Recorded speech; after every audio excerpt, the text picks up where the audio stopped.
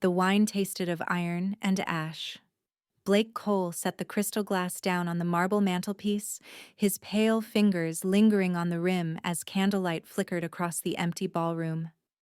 Snow pressed against the tall windows like ghostly hands, and the grandfather clock in the corner ticked toward midnight. Christmas Eve. 10 years to the day since Celeste had died in his arms, her blood pooling on these same marble floors. The mansion felt hollow around him. Every room a mausoleum of memories he couldn't escape. The scent of pine from the untouched Christmas tree in the corner mixed with the lingering smell of old leather and dust. He'd stopped celebrating, stopped pretending, stopped living the moment they'd taken her from him. The hunters had made sure of that. A sharp knock echoed through the silence. Blake's head lifted, his enhanced hearing catching the rapid heartbeat beyond the oak doors. 2 heartbeats, 1 adult, 1 child. No one had crossed his threshold in a decade.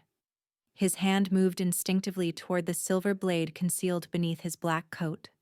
Muscle memory from centuries of survival kicking in, even as his mind struggled to process the impossibility.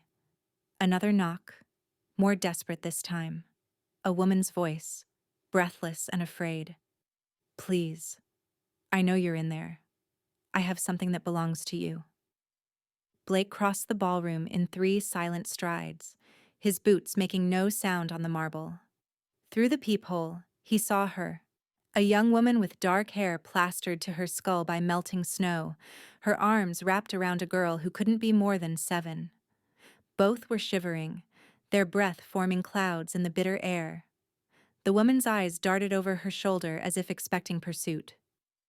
"I don't know you," Blake said through the door, his voice rusty from disuse. "My name is Mara Chen. This is my daughter Laya."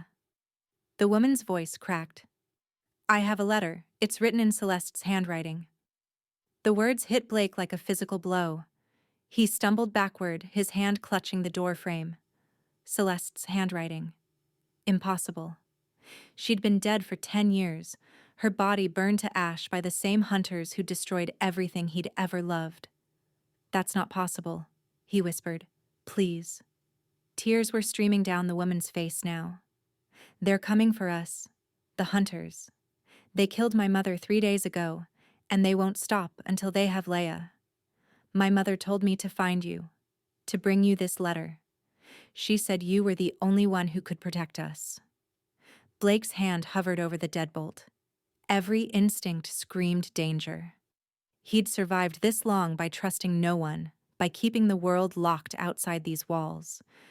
But the desperation in the woman's voice, the way she spoke Celeste's name like a prayer, it shattered something inside his chest. He opened the door. The cold air hit him like a slap, carrying with it the scent of fear and something else. Something familiar. The woman, Mara, looked up at him with eyes wide with relief and terror. But it was the child in her arms that stopped Blake's breath entirely. The girl had Celeste's eyes. Not similar. Identical. The same impossible shade of violet that had haunted his dreams for 10 years.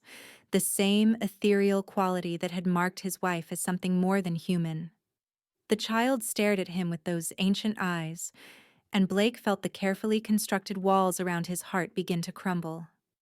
"Come in," he said, stepping aside. "Quickly." Mara hurried past him, clutching Laya close. Blake sealed the door behind them, engaging every lock, every ward, every protection spell he'd woven into the mansion's bones. Only then did he turn to face his unexpected guests. They stood in the center of his foyer like refugees from a nightmare, dripping melted snow onto the Persian rug. Mara's clothes were torn, and Blake could smell dried blood beneath the layers of fabric. Fresh scratches marked her neck. Hunter's claws. She'd been running hard and running long. "The letter," Blake said, his voice barely above a whisper. Mara reached into her coat with shaking hands and withdrew a sealed envelope, yellowed with age. Blake's name was written across the front in elegant script that made his dead heart clench. He'd know that handwriting anywhere. The careful loops, the way she dotted her I's with tiny hearts. It was Celeste's hand, no question. But that was impossible. Celeste had been dead for 10 years. Blake took the letter with fingers that trembled. The paper felt warm against his skin, as if it had been waiting all this time to find its way to him. The wax seal bore the mark of the old bloodlines, the symbol Celeste had worn on a chain around her neck. His wife's ring. "Where did you get this?" he asked. "My mother," Mara said. "Elena Chen. She was Celeste's protector before the massacre. She saved this letter, kept it hidden until her death. The hunters found her 3 days ago. With her last breath, she told me to bring it to you." The name Elena Chen stirred something in Blake's memory. Celeste had spoken of her protectors, the humans who carried the old blood, who served as guardians to the vampire nobility. But Elena had vanished the night of the massacre, presumed dead with all the rest. Blake's thumb traced the wax seal. Breaking it felt like descending into a grave, but he had to know. Had to understand how his dead wife could reach across 10 years of silence to save a stranger and her child. The seal cracked under the pressure. Inside, 2 sheets of paper, both in Celeste's careful script. Blake unfolded them with the reverence of a man handling holy relics. "My beloved Blake, if you are reading this letter, then I am gone, and the prophecy has begun to unfold. I know you will blame yourself. You will retreat into darkness and despair, but you must listen to me now, as you have never listened before." The child who bears this letter carries our salvation in her blood. She is the key to breaking the curse that has bound our kind for centuries. Elena's bloodline has guarded this secret for generations, waiting for the right moment, the right child. Laya is that child.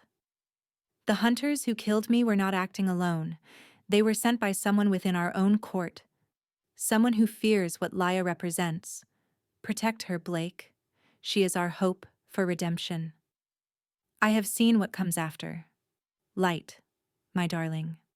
Light after so much darkness. With all my love, Celeste.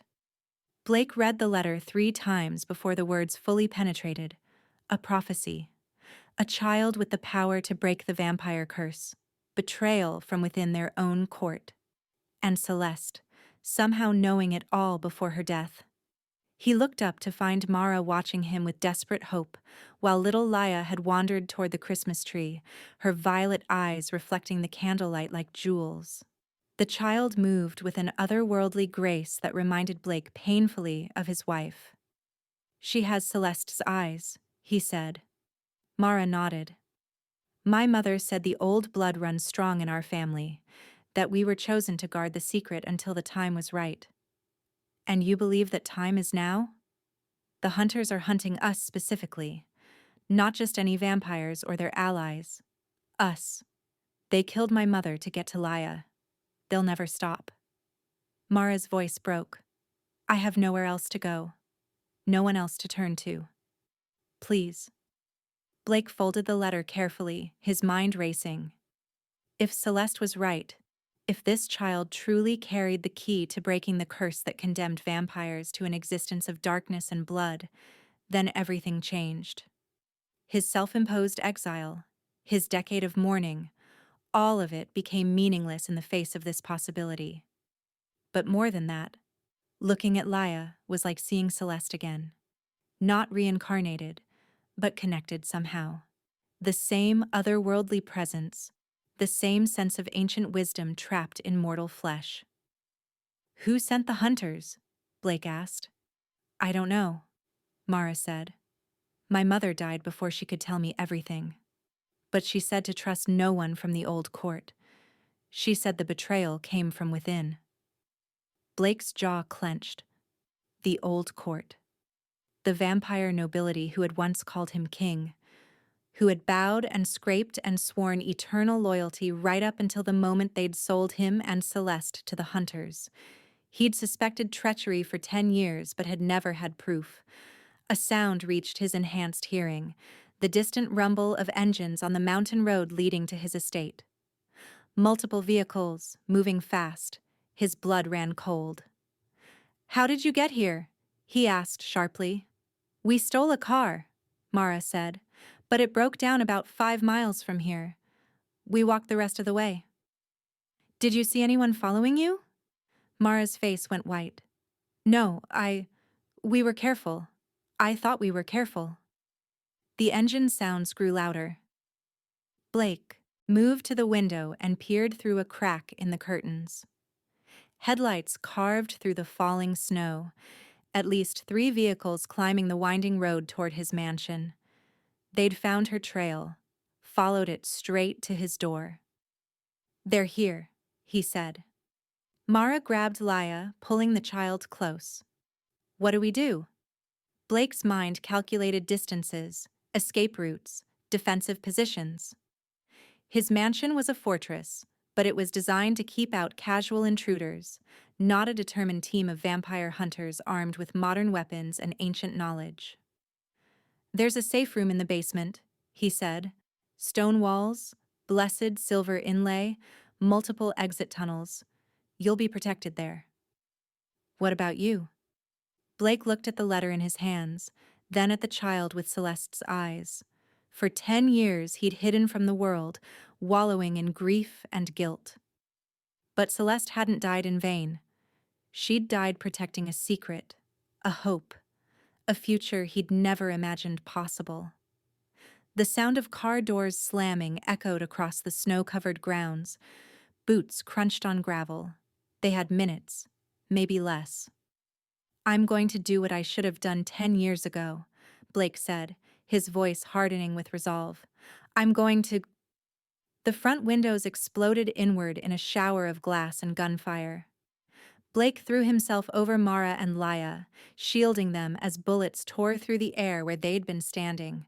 The hunters weren't wasting time with negotiations. "The basement!" Blake shouted over the gunfire. "Now!" He half-carried, half-dragged them toward the hidden door behind the staircase as the assault intensified. The hunters had come prepared for war, and they weren't planning to leave any witnesses. As they reached the concealed entrance to the safe room, Blake caught a glimpse of movement through the shattered windows. Men in tactical gear, moving with military precision. But there was something else in their movements, something that made his blood freeze in his veins. They moved too fast, too fluid. These weren't just human hunters. These were vampires, hunting vampires. The betrayal ran deeper than he'd ever imagined, and now he understood why Celeste had hidden the truth in her letter. The enemy wasn't just human bigotry or ancient superstition. The enemy was his own kind.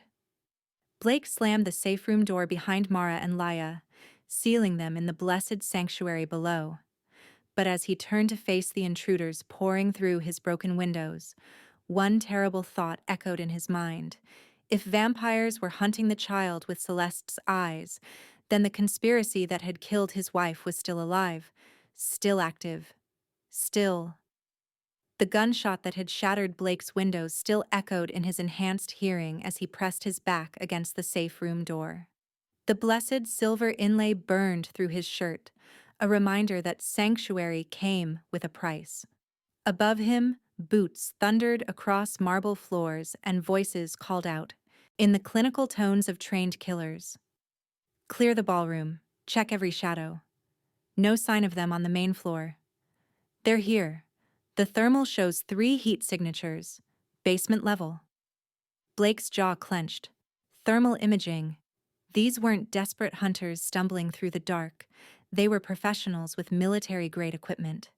And the way they moved, the speed of their coordination, confirmed his worst fear. Vampire hunters led by vampires themselves. He could hear Mara's ragged breathing through the reinforced door, little Laya's whispered questions.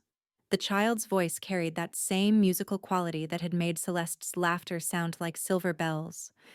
It cut through his chest like a blade. "Blake?" Mara's voice was barely audible. "What's happening up there?" "Stay quiet," he whispered back. Don't come out no matter what you hear. The footsteps above grew more systematic, methodical. They were searching room by room, and it wouldn't take them long to find the hidden entrance.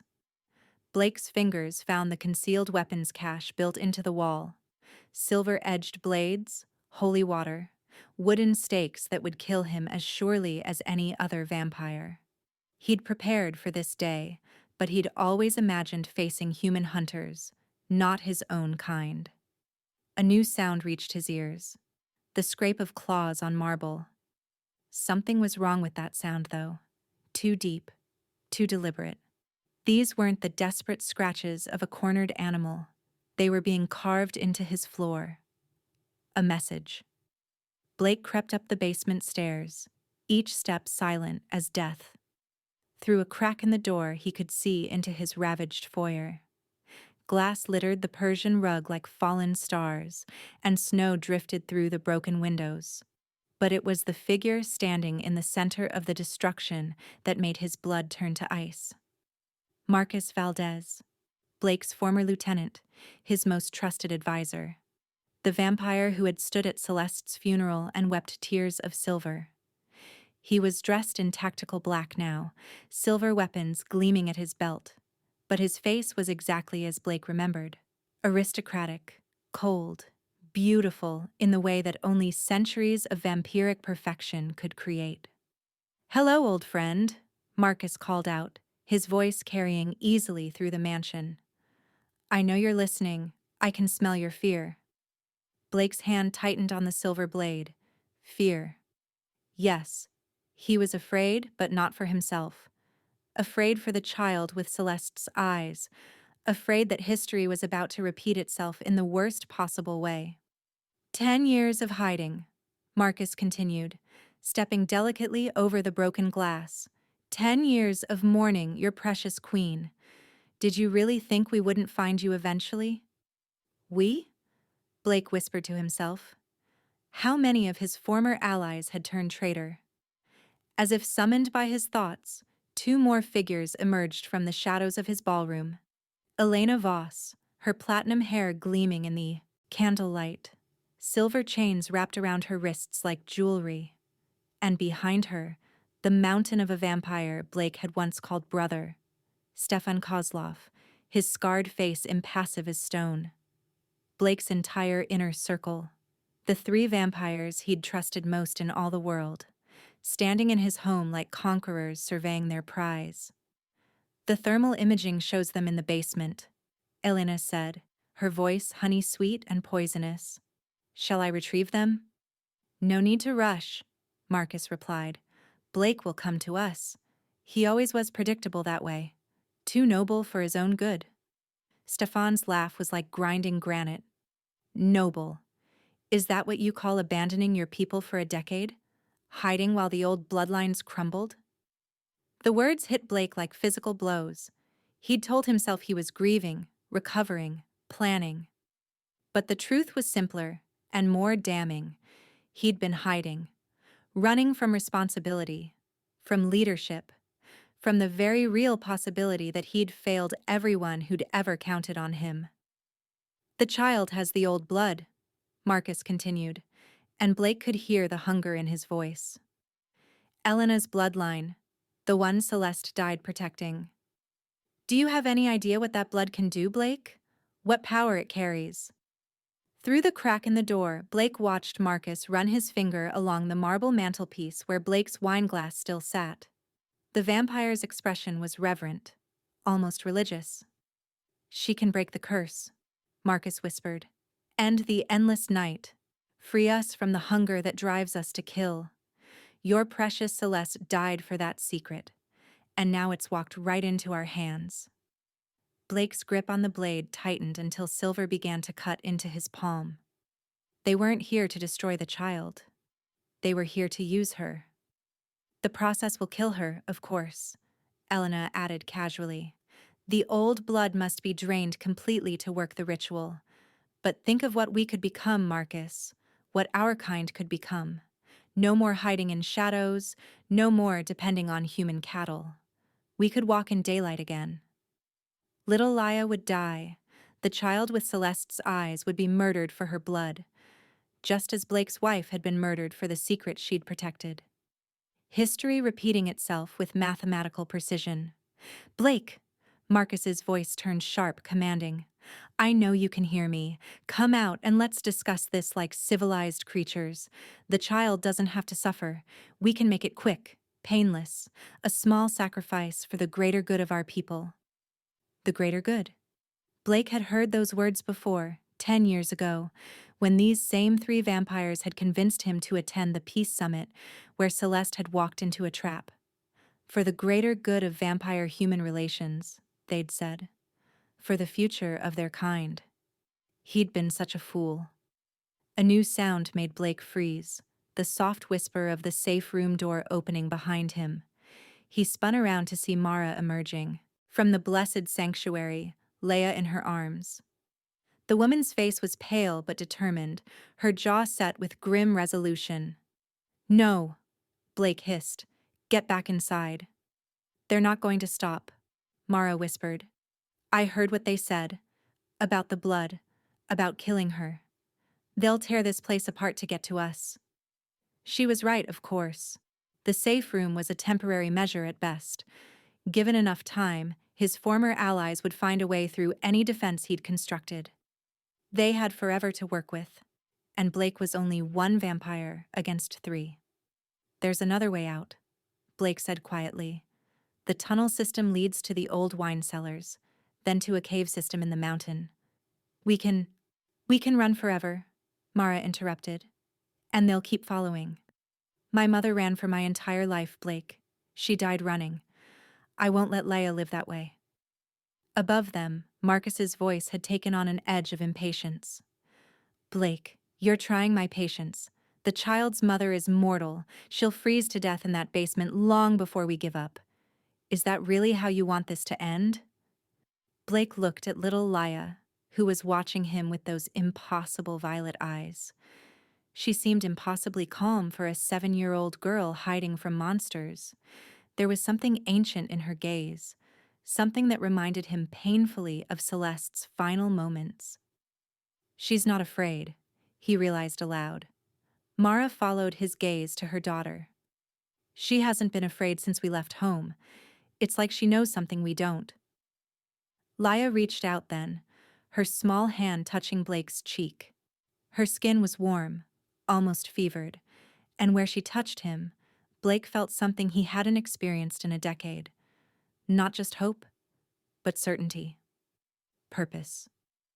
"They're wrong about the blood," Laya said, her voice carrying despite its whisper. "It's not about dying. It's about choosing." The words hit Blake like a revelation. Celeste's letter hadn't mentioned a ritual requiring the child's death. It had spoken of breaking a curse, of salvation, of light after darkness. But his former allies had twisted that truth into something monstrous, just as they'd twisted his grief into exile and his love into weakness. "What choice?" Blake asked. But before Laya could answer, the sound of splintering wood echoed through the mansion. They'd found the hidden door. "Time's up, Blake," Marcus called out. "We're coming down." Blake made his decision in that instant. Not the noble choice or the strategic choice, but the only choice that mattered. He would not let history repeat itself. He would not lose another innocent to the ambitions of monsters wearing familiar faces. "The wine cellar," he said to Mara. "There's a passage behind the old vintages. Follow it to the end, then take the left tunnel. It leads to a checkpoint cabin 5 miles down the mountain. There's a phone there. Supplies. Call the number written on the back of Celeste's letter." "What about you?" Blake smiled, and for the first time in 10 years it felt genuine. "I'm going to do what I should have done 10 years ago. I'm going to stop running." He pressed a silver key into Mara's hand. "This opens a safe deposit box in Geneva, Bank of the Old Families. Everything you need to understand Laya's gift is in there, along with enough money to disappear completely if that's what you choose. Blake, go. Now." The sound of boots on basement stairs was getting closer. Blake waited until he heard the whisper of the wine cellar door closing behind Mara and Laya. Then he stepped into the corridor to face his past. Marcus stood at the bottom of the stairs, flanked by Elena and Stefan. All three had weapons drawn, silver blades that gleamed with deadly promise. But it was the expression on Marcus's face that told Blake everything he needed to know. Not surprise or relief at finding his old king. Disappointment. "You were supposed to be better than this," Marcus said. The great Blake Cole, reduced to hiding behind a human woman and her child. "The great Marcus Valdez," Blake replied, "reduced to murdering children for dark magic." "Evolution," Elena corrected. "The old ways are dying, Blake. Hiding in shadows, feeding on criminals and outcasts, pretending we're not the apex predators we were born to be. The child's blood offers us a chance to become what we were meant to be." "Gods?" Blake asked. "Or just better monsters?" Stefan stepped forward, his massive frame blocking most of the corridor. "You've lost your vision, old friend. Your grief has made you weak." "Has it?" Blake asked. He thought of Laya's words, of the certainty in her ancient eyes, of Celeste's letter promising light after darkness. "Or has it finally shown me what strength actually looks like?" He could feel it then, the change that had been building since the moment he'd opened his door to desperate strangers. 10 years of guilt and isolation burning away like morning mist, replaced by something harder and cleaner. Purpose. Marcus must have seen it in his eyes, because the younger vampire's expression shifted from disappointment to wariness. "Blake, don't make this harder than it has to be." "It's already as hard as it has to be," Blake replied. "You killed my wife. You drove me into exile. And now you want to murder an innocent child for power you don't understand and don't deserve." "We didn't kill Celeste," Elena protested. "The hunters?" "Hunters you led to her," Blake interrupted. "Hunters you paid in silver and secrets. Did you think I wouldn't figure it out eventually?" The silence that followed was answer enough. Blake saw the truth in their faces. Guilt, defiance, and underneath it all, the desperate hunger that had driven them to betray everything they'd once sworn to protect. "The old ways are ending, Blake," Marcus said finally, "with or without you. The child's blood will free our people from centuries of darkness. By murdering her. By using her. As she was meant to be used." Blake's laugh was bitter as winter wind. "Meant to be used. Is that what you told yourselves when you sold Celeste to the hunters? That she was meant to die for your greater good?" Stefan's patience finally snapped. The massive vampire lunged forward, silver blade flashing in the dim light. But Blake had been expecting it. 10 years of isolation hadn't made him weak. It had made him focused. He sidestepped the attack, his own blade finding the gap between Stefan's ribs with surgical precision. The big vampire stumbled, silver burning through his undead flesh like acid. But before Blake could press his advantage, Elena was on him, chains whipping through the air like metal serpents. One wrapped around his wrist, the silver links searing his skin. But Blake used her momentum against her, spinning inside her guard and driving his elbow into her throat. Marcus watched it all with the detached interest of a scientist observing an experiment. "Still fast," he observed, "but not fast enough." The silver blade took Blake in the shoulder, punching through muscle and scraping against bone. Pain exploded through his nervous system, but he managed to grab Marcus's wrist, preventing the blade from finding his heart. They struggled in the narrow corridor, vampire strength against vampire strength, silver weapons casting wild shadows on the stone walls. Blake could smell his own blood, hear Stefan and Elena recovering behind him, 3 against 1. The same odds Celeste had faced the night she died. But this time would be different. Blake released Marcus's wrist and threw himself backward, slamming all 3 of them into the stone wall. The impact shook dust from the ceiling and sent cracks spiderwebbing through the ancient mortar. In the confusion, Blake managed to tear free of Elena's chains and put some distance between himself and his attackers. "Enough," Marcus snarled. "Where are they, Blake? Where are the woman and child?" Blake smiled, tasting blood on his lips. "Gone. By now they're miles away, and you'll never find them." It wasn't entirely true. He could still hear Mara and Laya moving through the wine cellar passages, their heartbeats echoing faintly through the mansion's stones. But it would be true soon enough, and the lie bought them precious minutes. "We'll see," Marcus said. He nodded to Elena and Stefan. "Search every tunnel, every passage. They can't have gotten far." As his former allies spread out through the basement, Blake pressed his back against the cold stone wall and tried to think. The shoulder wound was healing, but slowly. Silver poisoning slowed their regenerative abilities. He needed time, space, and a better plan than trading his life for a few extra minutes of escape time. But as he listened to the sound of Mara and Laya moving deeper into the mountain, Blake realized something that changed everything. The sound of their footsteps was wrong. Too heavy. Too deliberate. They weren't running anymore. They were coming back. And as the realization hit him, little Laya's voice echoed through the stone corridors, clear and unafraid. "It's not about dying. It's about choosing. And I choose to stop running." The child with Celeste's eyes was walking straight back into the heart of danger, and Blake knew with terrible certainty that everything, his exile, his grief, his decade of hiding, had been leading to this moment. The real battle was about to begin. Blake heard the soft footsteps before he saw them. Mara emerged from the wine cellar passage first, her face set with grim determination, but it was Laya who commanded attention. The 7-year-old walked with the measured pace of someone far older, her violet eyes luminous in the basement's dim light. She moved like she was walking toward destiny rather than death. "No," Blake whispered, but his protest died in his throat as he met the child's ancient gaze. Marcus turned at the sound, his silver blade still dripping with Blake's blood. The smile that spread across his aristocratic features was cold as winter moonlight. "How convenient. The little lamb comes to slaughter." "I'm not a lamb," Laya said simply.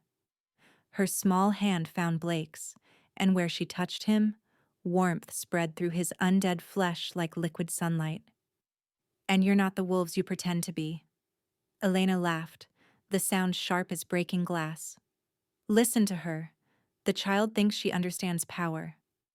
"I understand choice," Laya replied. She looked directly at Marcus, unflinching despite the naked hunger in his eyes. "My bloodline doesn't break curses by dying. It breaks them by choosing to live differently." Stefan hefted his silver blade, impatience radiating from his massive frame. "Enough philosophy. The ritual requires her blood, not her words." But Marcus held up a hand, genuine curiosity flickering in his ancient eyes. "Let her speak. I want to understand what Celeste died protecting." Blake felt the change then, a subtle shift in the air pressure that made his enhanced senses sing with warning. The basement was growing warmer despite the broken windows above, and the shadows seemed less oppressive. Whatever power flowed in Laya's veins, it was waking up. "The curse isn't hunger," Laya said, her voice carrying despite its youth. "The curse is forgetting what we were before the hunger, before the darkness, before we chose to become monsters." "We didn't choose," Elena began. "You chose," Laya interrupted, and for a moment her voice carried harmonics that reminded Blake painfully of Celeste. "Every day, every victim, every betrayal, you chose to let the darkness win." Marcus's grip tightened on his weapon. "And you think your blood can wash away centuries of sin? Make us human again?" "I think my blood can show you what you really are," Laya said. "But only if you're brave enough to look." The air in the basement began to shimmer, heat distortion rising from the stone floor. Blake could smell something impossible: sunrise, morning dew, flowers blooming in defiance of winter. The blessed silver inlays in the walls began to glow with soft radiance, casting everything in warm light. Elena hissed, shielding her eyes. "What is this?" "Truth," Mara said quietly. She was watching her daughter with a mixture of pride and terror, as if seeing her clearly for the first time.